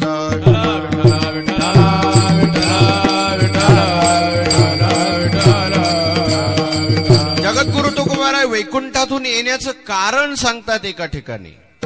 तुकोबाराय म्हणतात, वास्तविक पाहायला गेलं तर आमचं राहण्याचं स्थान वैकुंठ आहे. आम्ही वैकुंठवासी आलो याचे कारणासी. आम्ही वैकुंठवासी आलो याची कारणासी. बोलिले जे ऋषी सात भावे भरताय, सात भावे भरताय. झाडू संतांचे मार्ग आडराणी भरले जग. झाडू संतांचे मार्ग आडराणी भरले जग. बोलिले जे ऋषी सात भावे भरताया, सात भावे भरताया. झाडू संतांचे मार्ग आडराणी भरले जग. संतांचे मार्ग आडराणी भरले जग. हा दशक्रिया विधीचा कार्यक्रम आहे. मृत्यू म्हटल्यानंतर मृत्यू हा अबाधित आहे. नव्हे, मृत्यू हा अटळ आहे. तुकोबाराय तर म्हणतात, अवतार जरी असला तरी त्याला जावंच लागतं. येथे नाही उरो आले अवतार. रती पामर जीव किती. रती पामर जीव किती. हे नाही उरो आले अवतार. येरते पामर जीव किती. येरते पामर जीव किती. येथे नाही उरो आले अवतार. येथे नाही उरो आले अवतार. येथे नाही उरो आले अवतार. येथे नाही उरो आले अवतार. येथे नाही उरो आले अवतार. रती पामर जीव किती. रती पामर जीव किती. इथे नाही उरो आले अवतार. येरते पामर जीव किती. येरते पामर जीव किती. नव्हे, मरण वेदांत्यानुसार धर्मशास्त्रानुसार मरण हे प्राकृतिक आहे. मरण हे प्राकृतिक आहे. आपण मरू नये असं वाटणं ही विकृती आहे. आणि मरणाला मारणं ही संस्कृती आहे. काही काही माणसाला असं वाटतं की आपण मरूच नाही. जातसी ध्रुव मृत्यू ध्रुवम जन्म मृतस्य च तस्माद परिहारेर्थे न त्वम शोचितुमरसी. ज्ञानोबा याच्यावर भाषांतर करतात. उपजे ते नासे नाशिले ते पुनरुपी दिसे. हे घटिका यंत्र जैसे परिभ्रमेगा. जो जन्माला आलाय, मृत्यू कोणाला आहे? ज्याला मरावं वाटत नसेल त्याने एक काम करावं, त्याने जन्माला येऊच नाही. एखाद्याला वाटतं की आपण मरूच नाही. सृष्टीच्या नियमानुसार मरण शब्दाचा अर्थ काय? देहामध्ये बदल होणं म्हणजे मरण. नवीन वस्त्र परिधान करताना माणसाला आनंद होतो. जुनं वस्त्र सोडताना दुःख होत नाही का? नवीन परिधान करण्याचा आनंद आहे, पण जुनं सोडण्याचं दुःख नाही. कारण लोकांना असं वाटतं ते बरी ब्यात गेली. जुनी पायातली चप्पल जर चोरी गेली तर माणसाला बरं वाटतं, कारण नवी भेटते तिथेच दुसऱ्याची काढलेली. जुनं गेलं तर आनंद वाटतं. मग जुनं शरीर जाताना आनंद का वाटत नाही? का वाटत नाही? याचं कारण नवीन वस्त्र परिधान करताना नवीन वस्त्र आपल्याला डोळ्याला दिसतंय. जुनं सोडताना त्यामुळे दुःख होत नाही, कारण नवीन डोळ्याला दिसतंय. पण जुनं शरीर सोडताना का दुःख होतं? कारण नवीन शरीर आपल्याला दिसत नाही म्हणून. ज्ञानोबराय म्हणतात, जैसे जीर्ण वस्त्र सांडिजे मग नूतन वेढीजे, तैसे देहांतरा ते स्वीकारी दे चैतन्य नाथे. याचा अर्थ काय? देहामध्ये बदल म्हणजेच मृत्यू. या देहातून दुसऱ्या देहामध्ये जाणं युगपत. एखादा म्हणेल का एखादा मनुष्य मेल्यानंतर तो किती दिवसानंतर दुसऱ्या देहामध्ये जातो? तुमच्याकडे एक प्रश्न विचारतो मी तुम्हाला. बटन दाबल्यानंतर लाईट किती तासाने लागते? लूज कॉन्टॅक्ट जर असेल तर मग मला विचारू नका. बटन दाबल्यानंतर लाईट किती तासाने लागते? बटन दाबता बरोबर पूर्व दिशेची राऊडी येताची सूर्य दिवाळी. पूर्व दिशेला सूर्य उगवल्यानंतर किती दिवसानंतर प्रकाश पडतो? नाराज आहे का होय? पूर्व दिशेला सूर्य उगवल्यानंतर प्रकाश किती तासानंतर पडतो? नव्हे, सूर्याचे किरण येण्याचा नुसता अवकाश की लगेच अंधार गायब, प्रकाश आला. जसं हे युगपत घडतं तसं ज्या वेळेला मनुष्य या शरीराला सोडतो त्याच क्षणाला त्याला दुसरं शरीर प्राप्त होतं. तिथे शब्द वापरलाय धर्मशास्त्रकारांनी युगपत. युगपत शब्दाचा अर्थ तिथे क्षणच नाही, विलंबच नाही. तो कार्यकालच सांगता येणार नाही म्हणून युगपत शब्द वापरला. त्याचा कालच सांगता येत नाही. या देहाचा त्याग की दुसऱ्या देहाचा स्वीकार, त्याला युगपत म्हणताय. मग का हो? तो मनुष्य जर दुसऱ्या शरीरामध्ये गेला तर त्याच्याकरता इथे अन्नदान, दशक्रिया विधी, तेरवीचा कार्यक्रम, पित्र वगैरे करायची गरज काय? तो जर दुसऱ्या शरीरामध्ये गेला ना सज्जन हो, मनुष्य मेल्यानंतर त्याला एक शरीर मिळतं. त्या शरीराचं नाव आहे यातना शरीर. तसं देहाचे 3 प्रकार आहे. शरीरम त्रिविधम स्मृतम, स्थूलम सूक्ष्मम कारणंच शरीरम त्रिविधम स्मृतम. एक आहे स्थूल देह, एक आहे सूक्ष्म देह आणि एक आहे कारण देह. हे 3 देह आहे. हा वेदांताचा विषय काही ते सांगत नाही, पण आता आमचे विद्वान महाराज लोक आहे म्हणून थोडासा शब्द बोलतो. एक आहे स्थूल देह, एक आहे सूक्ष्म देह आणि एक कारण देह. आणि एक चौथा जर पाडण्याचा विचार केला तर महाकारण देह. विठ्ठला विठ्ठला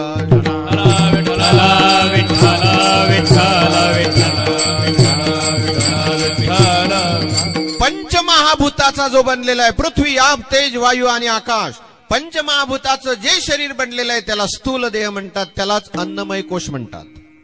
त्यालाच अन्नमय, पंचदशीच्या भाषेमध्ये त्याला अन्नमय कोश म्हणतात. त्यालाच स्थूल देह म्हणतात. पंचमहाभूताचा बनलेला आहे. हा विषय का सांगतोय मी? आता काही दिवसांना आमच्या सागर महाराजांना संस्था का चालवायची आहे ना महाराज. आता त्यांना माहित आहे, त्यांना पुरांना शिकवायचं त्यांनाही माहित आहे म्हणून थोडासा मुद्दाम विषय काढला. स्थूल देह पंचमहाभूताचा बनलेला आहे. पिंड हा पाचाचा अनिला उसना,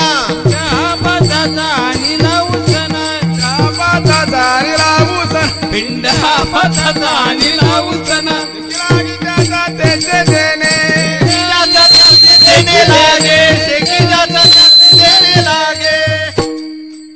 पंचमहाभूता पंचरचित अति अधम शरीरा, क्षितिजल पावक गगन समीरा. गोस्वामी तुलसीदासजी बोलतात पंचरचित अति अधम शरीरा. पंचमहाभूताचं शरीर बनलेलं आहे.